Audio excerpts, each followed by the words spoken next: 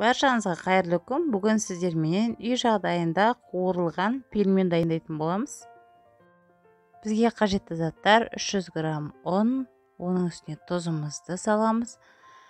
Және бір жұмыртқаның сарысын, үстінен 1 шайнек ложка ас содасын және суымызды құйып, жұмсақ етіп қамыр илеп аламыз. Видеоны соңына дейін қарап, менің каналыма тіркеліп қоюды ұмытпаңыздар.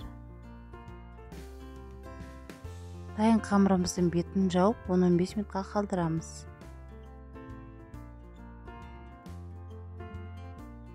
Салмасын дайындаймыз. Салмасына 1 дана жуа және 4-5 картоп қажет болады.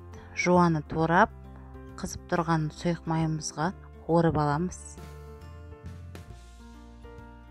Және картопымызды алдын ала суға пісіріп дайындап аламыз. Осылай езіп, үстінен тұз сеуіп, оның үстіне қуырылған жуамызды салып, жақсылап араластырамыз.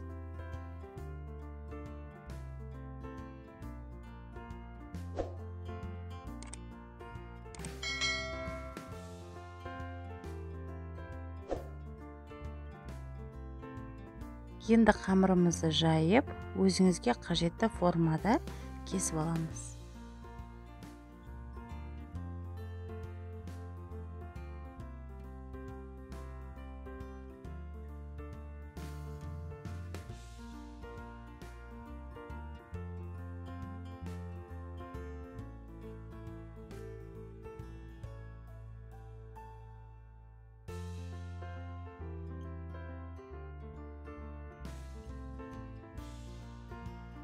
Мен осылай кубик пішінде етіп кесіп алдым.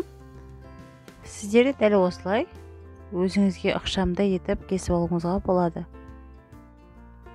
Енді ортасына салмасын салып, түйіп аламыз.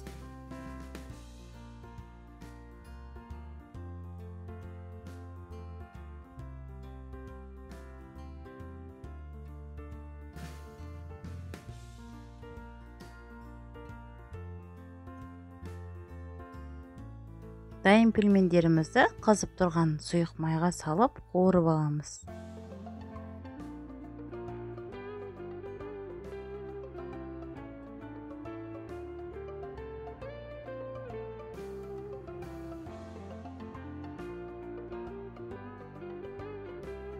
Қуырылған пельмендеріміз дайын. Сіздер де жасап көріңіздер. Ас болсын.